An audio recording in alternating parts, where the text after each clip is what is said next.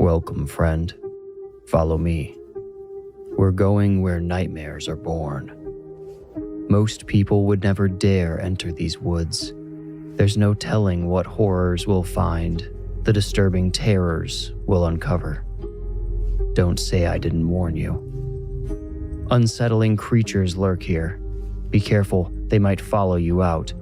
Or maybe they're already inside you, in the spaces between your thoughts or under your skin.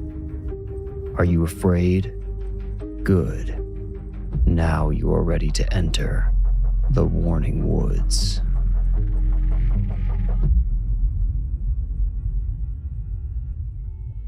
I started sleepwalking when I was 9.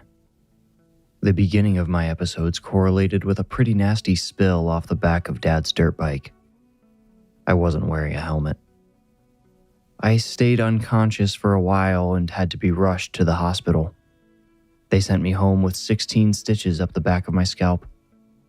My hair looks patchy back there to this day. Mom took me away shortly after that. I don't think the dirt bike accident was solely to blame, but it held some responsibility for her decision to leave.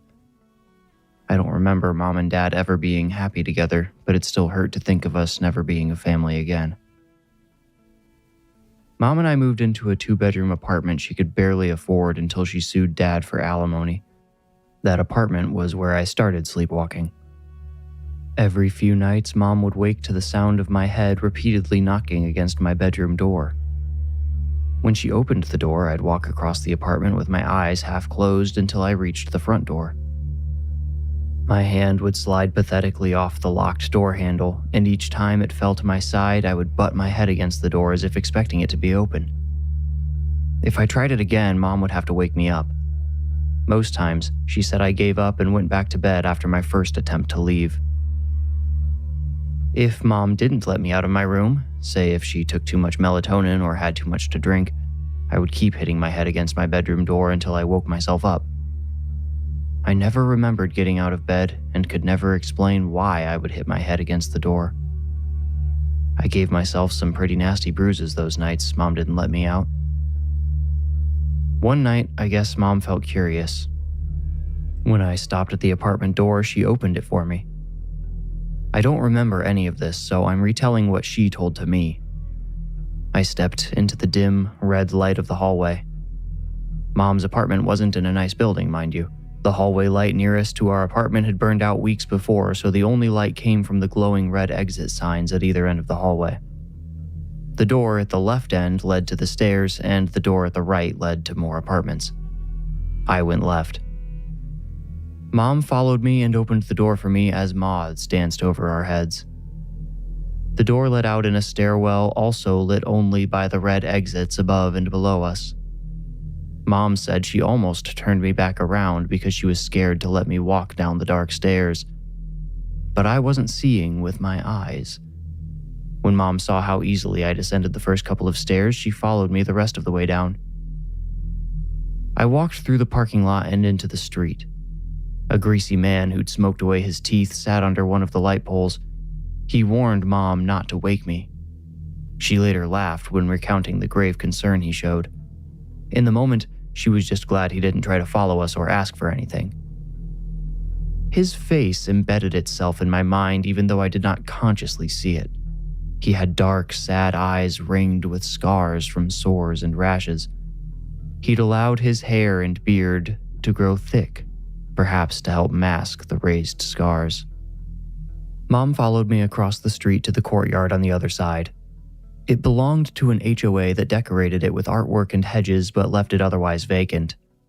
A cement path wound through it without any benches on which to sit and enjoy the metalworks and sculptures. There was plenty of room for a playground, but not even a solitary swing hung in the courtyard. It was nothing but a place for passing through, full of distractions posing as meaningful things.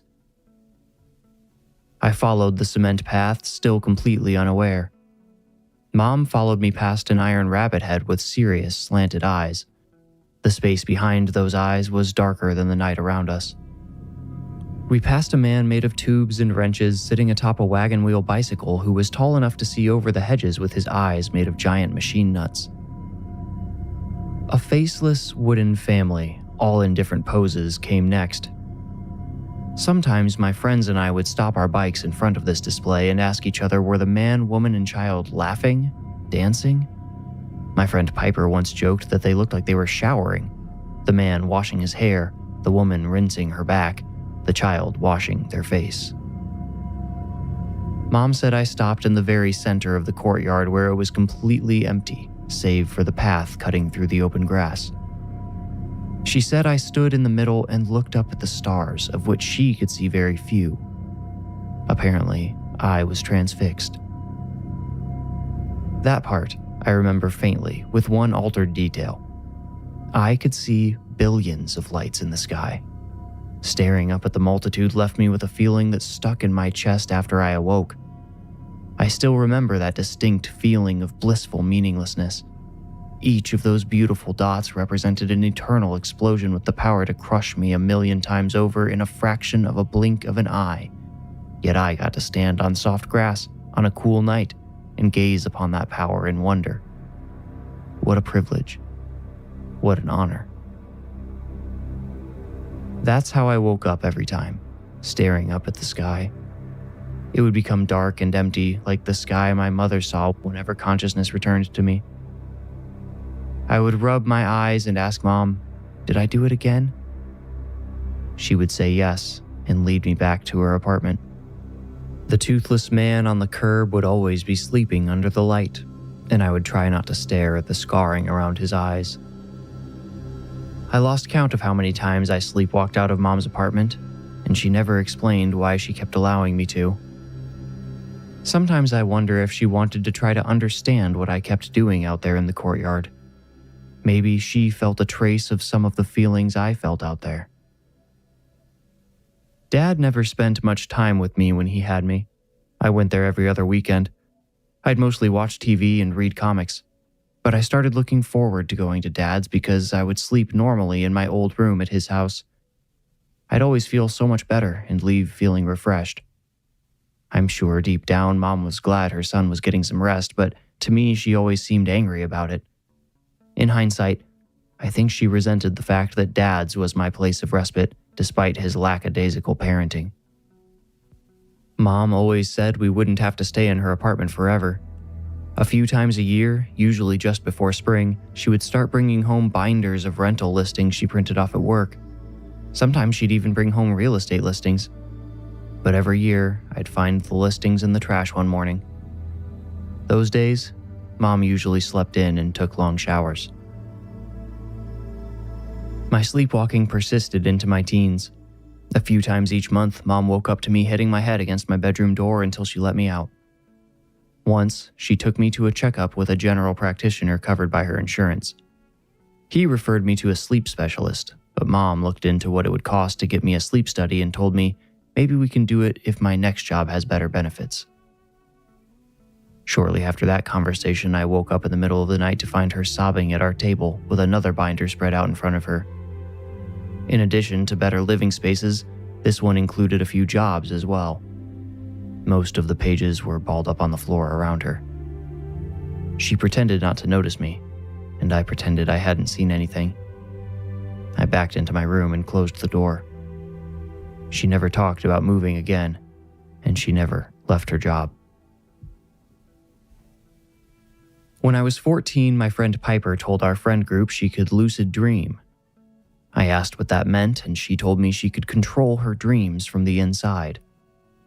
In the dream world, she could be whatever she wanted to be. She said her dreams all looked like they took place in Toy Story. Her room even had sky blue wallpaper patterned with white clouds like Andy's. I said, if you can control the dream, why not change it to something else? And she said the people in Toy Story just seemed to live simpler lives than the ones she'd grown up with. In her dreams, she would meet us all at Pizza Planet, and no one ever looked at their phone. Everyone wanted to know if she could fly in her dreams, and Piper laughed. She said, "How do you think I always get to Pizza Planet?" She raised a fist and said, "To infinity and beyond, bro."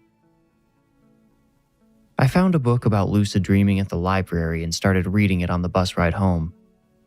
I was disappointed to learn it could take weeks, months, or even years to achieve consciousness in dreams.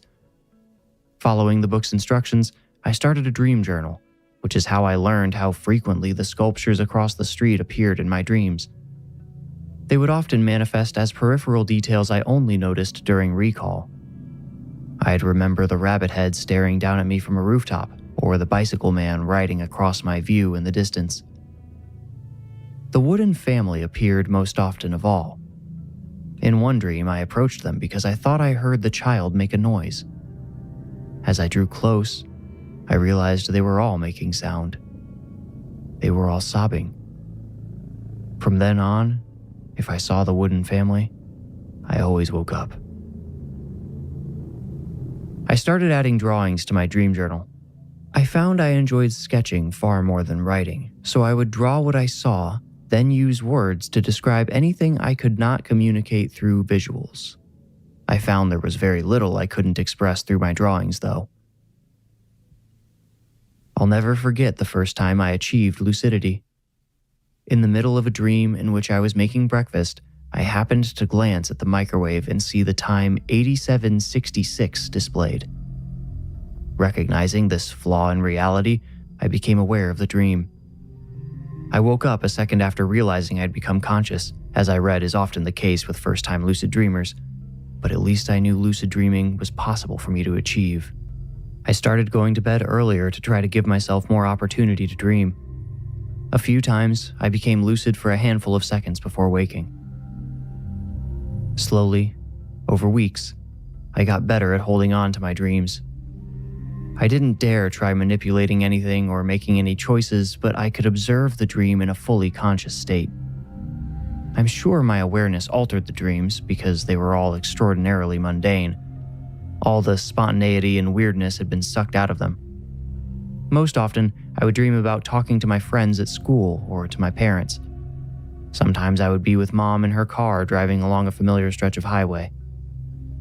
I remember noticing things in those dreams that didn't look real for the first time, like a semi-truck with wheels lining the entire length of its trailer, or a motorcycle with a narrowed front end of a Volkswagen Beetle instead of a typical fender. Most of the cars had features missing or added to them if I paid close enough attention. That's how I knew something was different about the first time I became lucid during a dream taking place in my bedroom. I gained consciousness standing next to my bed, staring at my closed door. It was nighttime. I could barely see, and the apartment was dead silent. Something stirred in the corner. I turned toward it and saw the shadow of a person sitting on the floor. When they realized I'd noticed them, they stood. I couldn't see any of their features or much of their shape. Their skin looked too dark to be Mom's, though. They walked toward the wall and vanished through it. I reached to open the door and follow the dark figure. The texture of the doorknob surprised me. It felt so tactile and cold. I felt every vibration as I turned it and opened the door. Its familiar squeal momentarily broke the apartment's still silence. The dream remained stable as I left my bedroom and entered the living area. I walked past the dark kitchen, searching for the mysterious figure. I heard a gentle knock on the front door. The knock wasn't intrusive or demanding, but it was still the middle of the night, and even though I was dreaming, the sound of someone knocking at the door filled me with apprehension. My subconscious began to tug at my body. It wanted to open the door. It possessed a separate will. I pulled back weakly, and it became apparent who was in whose world. I peered through the peephole and saw the red-lit hallway and the figure from my room standing patiently against the opposite wall. I could not make out their face, but their head rose higher than the door next to them. I didn't know anyone that height. I don't think I'd ever seen somebody so tall. I became an observer as my hand twisted the deadbolt, then grabbed the doorknob. I glanced toward Mom's bedroom and saw her door was closed. When I turned back around, the apartment door had already opened. The tall figure standing in the shadows across from me nodded once, turned, and stepped in the direction of the stairwell. The dim red light from the exit silhouetted them. They were either naked or wearing skin-tight clothes. They had the frame of a praying mantis with long, bony hands instead of claws. They passed through the stairwell door without opening it. I tried to do the same but bumped flat against the metal door. Something warm tickled the hairs above my upper lip. The metallic scent that filled my nose told me it was blood. I stepped back and tried opening the door. It groaned like an old man being pulled from sleep as it opened. The tall figure had already descended past the first flight and looked at me through the balusters. The center of its face contained a pattern of black dots I took for eyes. There were close to 10 of them in a circle pattern. I've tried drawing its face from memory but can never be sure the image I recall is accurate. Sometimes I remember more or less eyes. Sometimes I remember the slit of a mouth near the bottom of its egg-shaped head. But other times I recall no mouth at all. As much as the image of that thing staring at me through the balusters is scarred into my mind, it's unfocused and fluid. I followed the figure down the stairs. It was already standing outside, patiently waiting by the time I reached the glass exterior door on the ground level. I didn't fight this time when compelled to open the door and step into the cool night. Layers of stars I'd never consciously seen textured the sky above while we walked toward the street. Against the streetlight lay the toothless man. He appeared to be asleep. His eyes were closed and his mouth hung open, moving slightly with the rise and fall of his chest. The tall figure faded as it approached the toothless man. By the time it reached him, it fully vanished. The toothless man startled awake with a soft shout. His bleary eyes met mine and he rasped, "You're awake," which I understood as, "You're awake." I asked, "Who are you?" He raised his eyes and hands to the starry sky and said, "Enter the light." Enter the light. Then he lowered one hand and pointed toward the courtyard. I looked and saw the tall figure walking into it. When I looked back at the toothless man, he was limp and snoring again. The iron rabbit watched me enter the courtyard. Its slanted, hollow eyes seemed to follow me as I passed. I felt their gaze on my back. The figure was almost as tall as the bicycle man. He, too, seemed to stare down at us as we walked past. When we approached the wooden family, they appeared to be shrieking and clutching themselves in horror. Their posture, though not any different than the dozens of other times I'd looked at them, gripped me with enough apprehension to give even my subconscious pause. I stopped walking before I stepped in front of them. The figure stopped too. It stood perfectly still. "Let's go back," I said to my subconscious. "We have to follow them." I said, "No, we can do whatever we want." "We have to see where they go." I said, "No, we don't. We can go back home." "That's not our home." The figure's long fingers twitched and it started to turn toward me. I shushed the argument in my head and hurried past the wooden family, fearing them far less than the figure I was compelled to follow. When we reached the open center of the courtyard where those layers of stars glowed the brightest, the figure began to glow too. Its dark frame turned white and, in a flash, became a column of brilliant light shooting into infinity above. My body and brain developed an instant and insatiable addiction to the column of light. Its energy merely crackled like a candle despite the column's magnitudinal size, and it radiated a warmth I felt both inside and out. From somewhere behind me, I heard my mother calling my name, but I paid her voice no mind. I took a step toward the light. As its warmth continuously grew within me, it never got hot. It activated senses science has not yet discovered.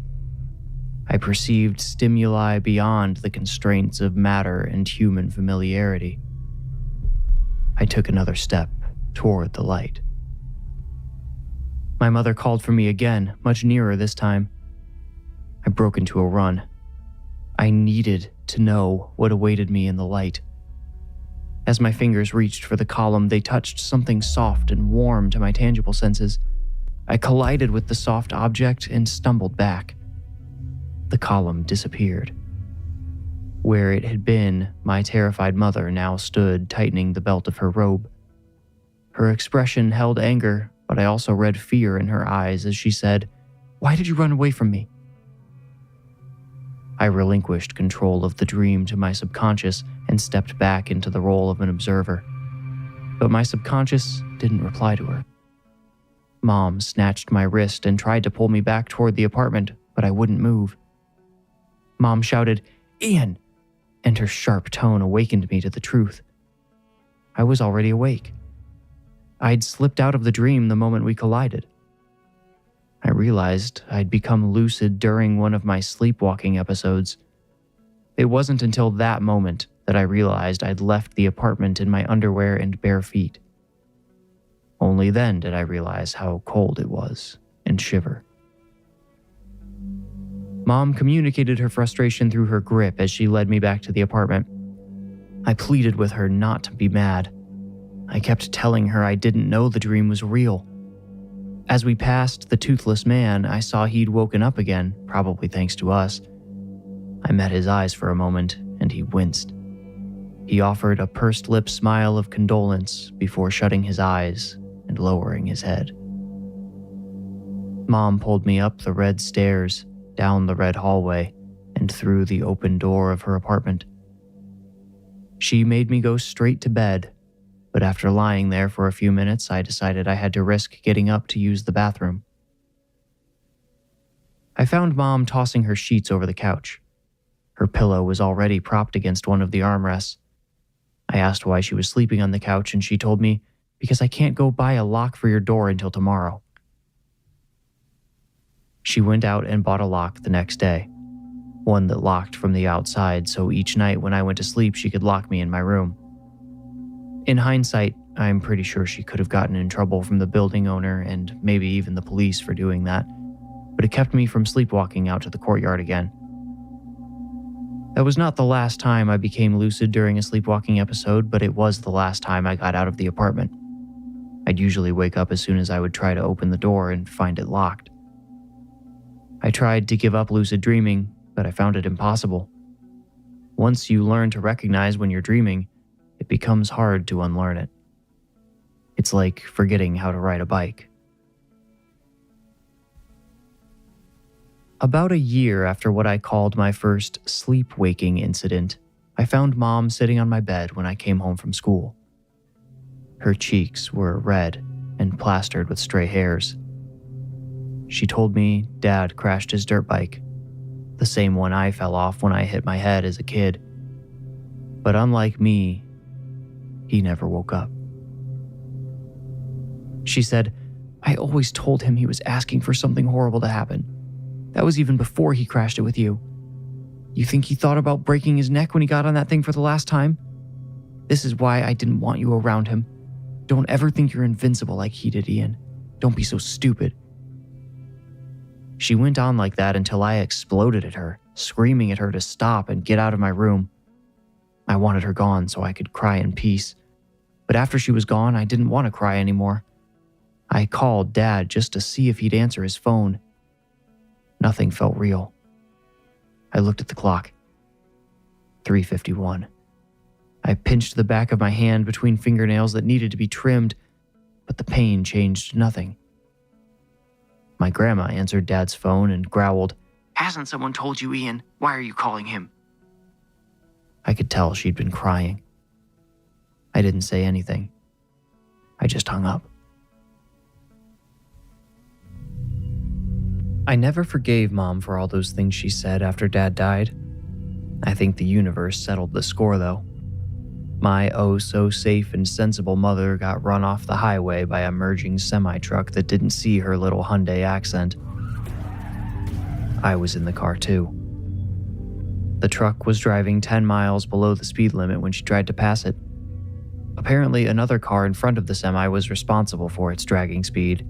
In a fit of frustration, the truck driver swung his rig into the left lane at his first opportunity to pass, which happened to be the same moment my mom tried to pass him. I'm not sure he knows what he did to us to this day. Mom swerved and rolled us down a small hill into the barricade. Her car flipped over its nose and landed upside down on the other side. I don't remember the impact, the trip to the hospital, or my second emergency surgery. My first memory after careening toward the barricade is of a police officer asking the doctor if I was really awake. The doctor said yes, and the police officer told me Mom had died on impact. She broke her neck, just like Dad. He told me a witness gave police a description of the truck and they were doing everything they could to locate the driver. I didn't care. What difference would it make? I would never get to find out. As a 17-year-old orphan, I had to go live with my grandma. We hadn't talked since she picked up Dad's phone, but she was my only living relative in the state. She lived in a trailer about the same size as Mom's apartment. I didn't tell her about my sleepwalking issue. I didn't want her putting a lock on my bedroom like Mom. I predicted she might use it more than just at night if she felt like it. During fifth period of my first day at my new school, my history teacher started babbling about the parallels between the movie Cars and Buddhist philosophy. I tried to keep up, but he kept switching topics. A few sentences in, he mentioned Buzz Lightyear, and suddenly he was talking about Toy Story instead. The room started to spin as I tried to figure out how any of what he was saying connected to our lesson about the Panama Canal. Somebody shoved my shoulder, and I turned to look at them. It was Piper from 9th grade, who I thought still went to my old school. She still looked like a freshman. She opened her mouth to speak, but the history teacher's stern voice came out of her instead. "Head up, Ian. We don't sleep on our desks here." I opened my eyes and winced when my left eye touched the scratchy fabric of my hoodie. I kept my eyes half shut against the bright lights as I raised my head. I looked at the clock. My head ached like I'd been torn from deep sleep, but that wasn't possible. I'd only been in class for a total of 7 minutes, and I knew I'd been awake for at least the first 5. I apologized, and the teacher kept talking about the Panama Canal, making no mentions of Pixar movies. I raised my hand. Annoyed, he called on me. "I think I need to see the nurse," I said. The throbbing in my head wasn't subsiding. "Why?" he asked. Lowering my head away from the light, I said, "I don't know." "Excuse me?" scoffed the teacher. I said, "I'm not sure, just my head doesn't feel right." The teacher sighed and asked if I knew where to find the nurse's office. I did not, so he sent another student along to show me the way. I don't remember who it was. I could hardly open my eyes and couldn't bear to speak. Without any idea how far away the nurse was, the walk felt like an eternity. I fell asleep again in the nurse's office, and Grandma had to come take me to the hospital. The doctors guessed the car accident that killed Mom knocked something loose in my brain. One suggested a sleep study, but for the second time in my life, my caretaker didn't have health insurance that would cover the exorbitant cost, even though I'd been referred by a doctor. Instead, the doctor tentatively diagnosed me with narcolepsy and prescribed modafinil to help me stay awake during school. Narcolepsy comes in multiple forms. For me, it meant falling asleep instantly and at random, such as what happened during fifth period.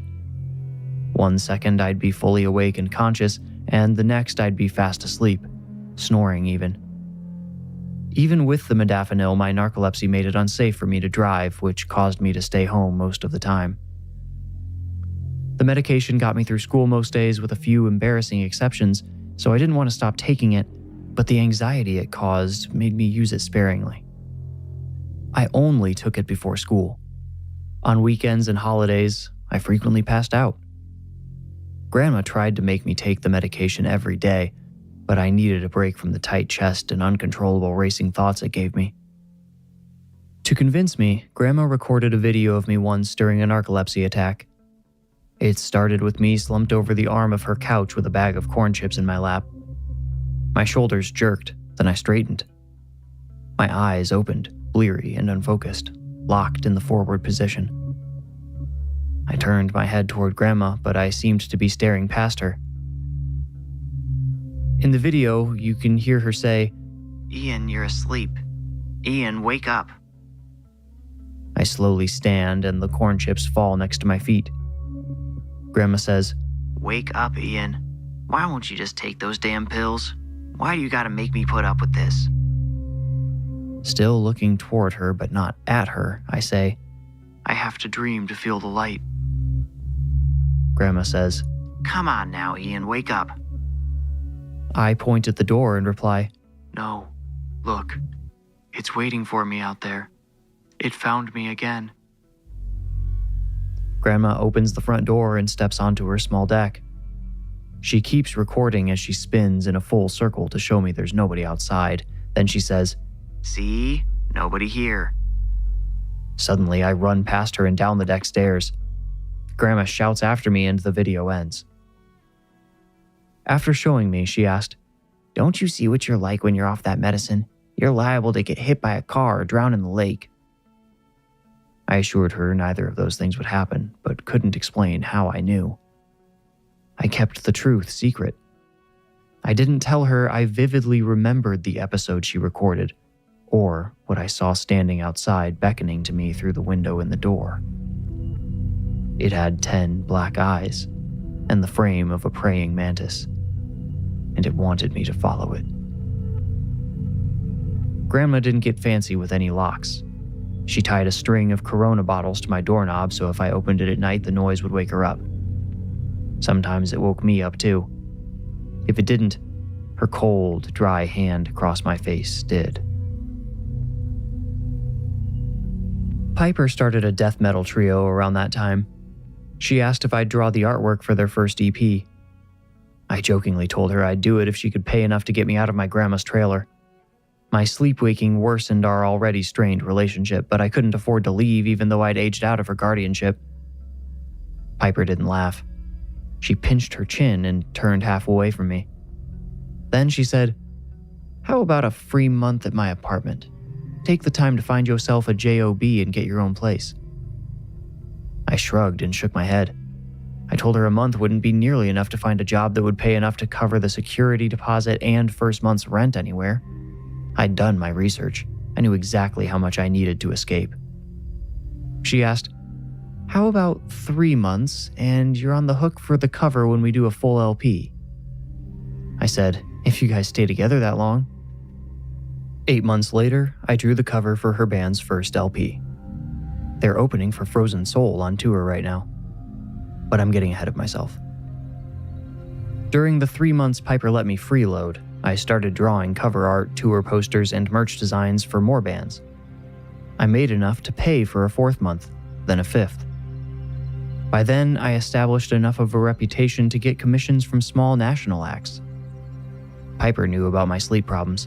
Fortunately, she was a night owl and would often stay up all night playing video games with her partner. If I ever left my room, she'd guide me back and tuck me in.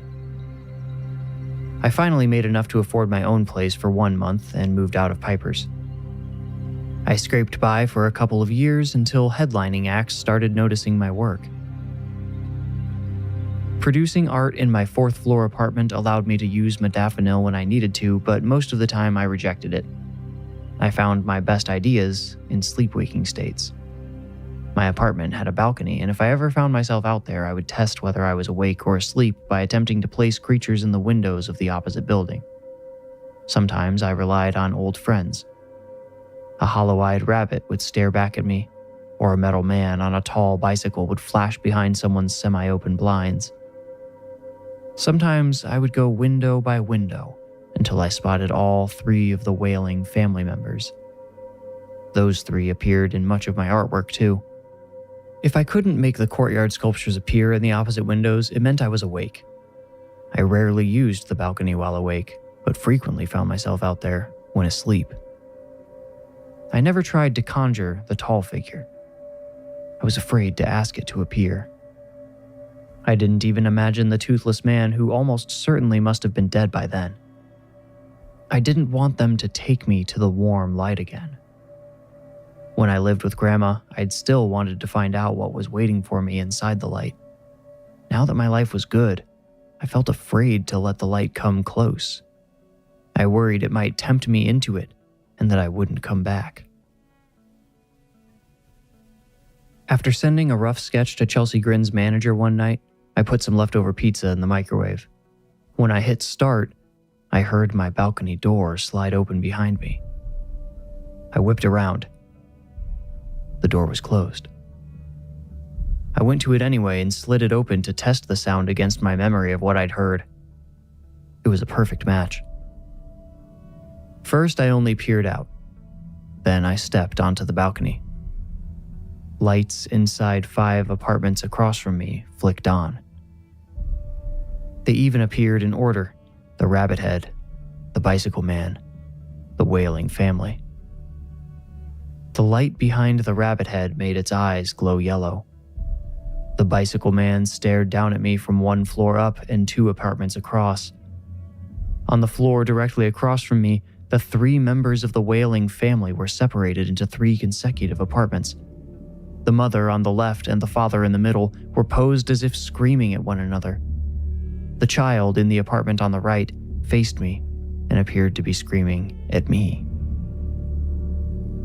A deep thunk and shattering glass drew my eyes to the parking lot 3 stories below. An overhead light reflected off thousands of shards of broken glass from a tipped-over recycling bin, and beside the toppled bin, 10 eyes stared up at me. The figure raised its hands, inviting me to jump down to it. I felt an illogical confidence that it would catch me. I lifted my gaze back to the windows. All 3 family members were now watching me with stoic posture. The rabbit's yellow eyes and the giant machine nuts on top of the bicyclist's head stared too. I looked back down and saw I'd brought my right foot to the top of the rail. I quickly planted it back on the balcony. The tall figure lowered its arms. When I backed away from the rail, it darted toward my building. I lurched back to the rail and looked over in time to see the figure stretch its arms up again and leap to the first balcony. With the effortlessness of a spider, it clambered up the railing and jumped to the second balcony, all while staring straight up at me. I turned and tried to run back into my apartment. My feet moved with agonizing slowness like an avatar in a lagging video game. I clicked the lock tight right before 2 long-fingered hands wrapped around my rail. The hands dragged the 10-eyed round face up into view. And remember how before I could not recall whether it had a mouth? This appearance left no doubt. It sneered at me with a lipless slit lined with gray, needle-like teeth. It hoisted itself over the rail. My sleeping body responded slowly to my commands as I tried to run toward my bedroom. I heard a soft thud as the figure landed on my balcony. I doubted the glass door and pitiful lock would hold it at bay for long. I slogged through my bedroom and into my bathroom where my modafinil sat by the sink. I locked the bathroom door and put one of the tablets in my mouth before filling my cupped hands with water and swallowing. Modafinil takes 2 to 4 hours to fully set in, but I needed all the help I could get to wake up. The dream would not release me. I splashed cold water on my face and pinched the back of my hand with a pair of tweezers. Nothing worked. I wondered if I had not actually fallen asleep. I considered the possibility the entities from my dreams had manifested in waking reality. I heard the sliding door open. The figure didn't make another sound until it reached my bedroom door. Then it twisted the knob twice, and I woke up. The edges in my bathroom suddenly sharpened. The sound of the vent fan and running water from the sink faucet I'd apparently left on crystallized in an instant. I pinched the back of my hand with the tweezers and winced, biting my lip to keep from shouting. I listened, then opened the bathroom door and stepped into my bedroom. There, I waited, frozen, until a sudden burst of courage helped me open the bedroom door. I flipped on the light and stepped into my empty apartment. The sliding door was closed. The microwave beeped once to remind me of the food I'd left inside it. My eyes kept drawing me back to the wall next to my bedroom door. I kept sensing movement there but saw nothing whenever I turned to look. I opened my apartment door and backed into the hallway. Then I stood there, staring at the blank wall next to my bedroom door. A quiet voice inside me screamed that the tall figure with 10 eyes was standing there. I wondered if it was the voice of my subconscious, if he could still see what I would be seeing if I stayed asleep. A door opened down the hall. The 40-something woman from 4C locked her door, then noticed me.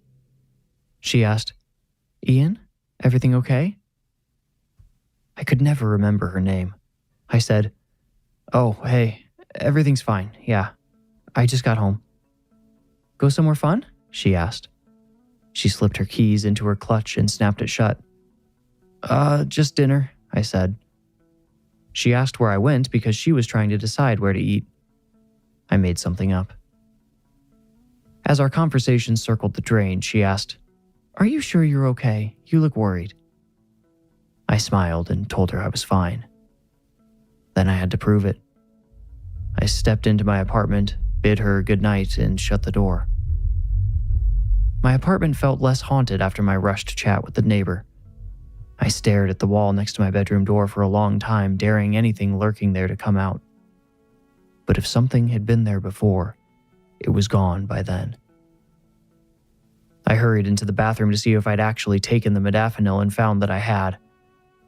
I shook my head over the empty packaging. It was almost 7 p.m. by then. In 2 hours, when the medication kicked in, it would only be 9.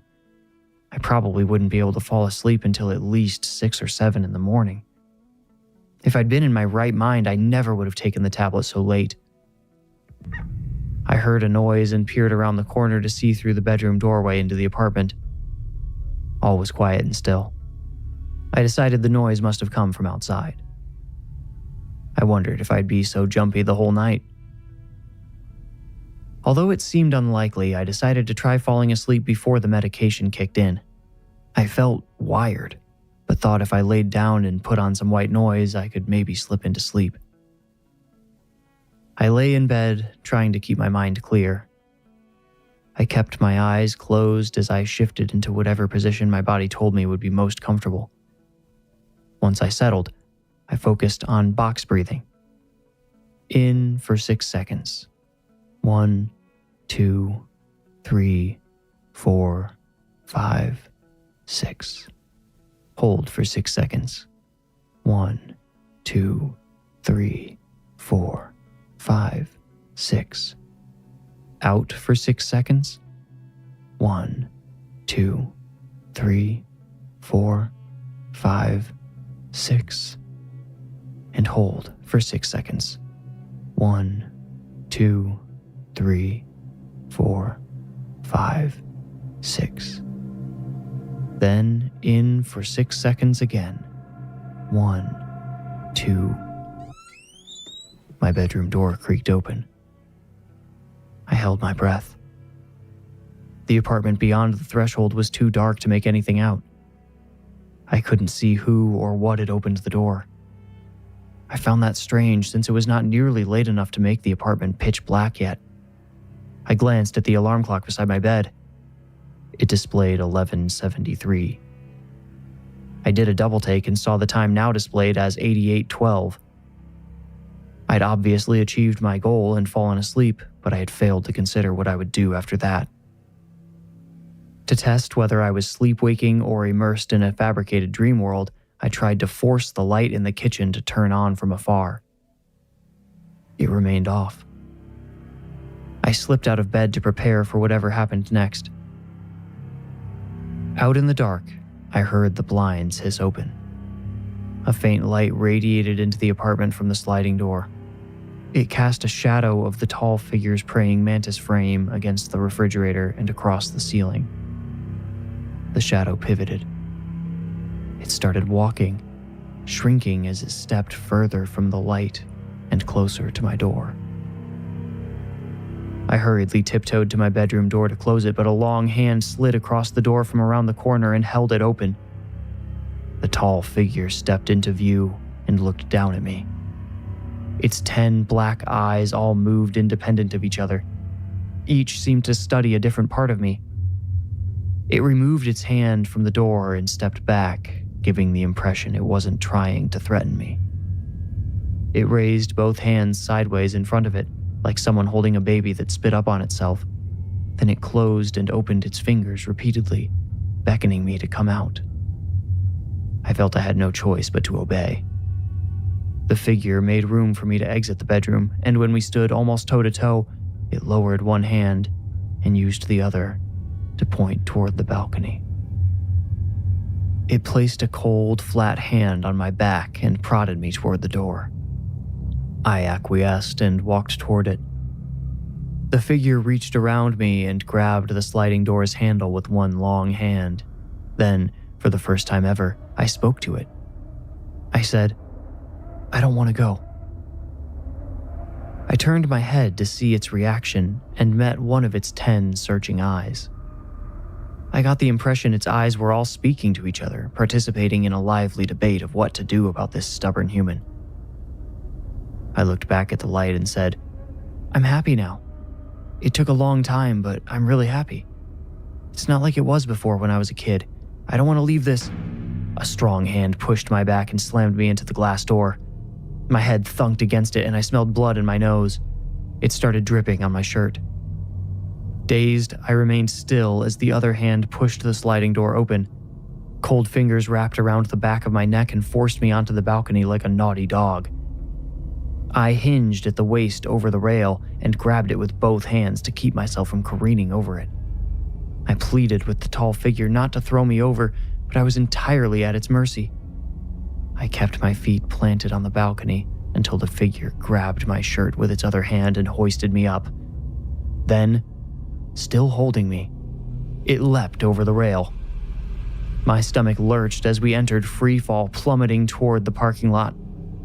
The hands clutching me suddenly grew warm. A blinding light radiated from behind me. A second before we would have crashed into the pavement, my entire world went white. I awoke with a jolt in my bed. Daylight streamed through my blinds. I could hear traffic outside. I rubbed the sleep from my heavy eyes and sat up. When my sheets fell off, I noticed a brownish red stain down the front of my shirt. I reached a hand up to feel my nose. What my fingers found instead was a ratty beard. I darted to the bathroom, flipped on the light, and looked in the mirror. A man I didn't recognize stared back at me. He had thick hair and a bushy beard, both in desperate need of trimming. My shirt was indeed stained with blood from what appeared to have been a nasty nosebleed, but my nose looked perfectly fine. I examined my hands and saw that my nails had grown far too long. I lifted my shirt, searching for any scars or markings, but found nothing out of the ordinary. I ran to my sliding door, and from safely behind the glass, I tried to make the courtyard sculptures appear in the opposite windows. They refused to manifest. I checked the clock. 9:43. I pinched the back of my hand. It hurt. I suddenly realized I was horribly thirsty and went to the kitchen for a glass of water. When I walked past the microwave, I thought to open it and look inside, and found a moldy piece of pizza on a plate on the turntable. When I had the presence of mind to check the date, I learned I'd been gone for 2 weeks. No one noticed except the landlord. I owed a hefty late fee for the rent. I was never able to lucid dream again, and I also stopped sleepwaking. I still took my modafinil for about a month, but eventually tried going off it and found I didn't need it anymore. Apparently, my narcolepsy had been cured. I still have no idea what else was done to me while I was gone, or why I was chosen for whatever happened to me. All I know is I haven't seen the tall figure since. I'm not sure that means it isn't still here watching me. Maybe my ability to see it was stripped from me during my absence. I suppose in time, I might be able to forget about the tall figure and the column of light altogether. I occasionally still see sculptures in my ordinary dreams, but no more frequently than I see my parents or my grandma. They're just fixtures in my hall of memories. I hope, more than anything, that is how they remain.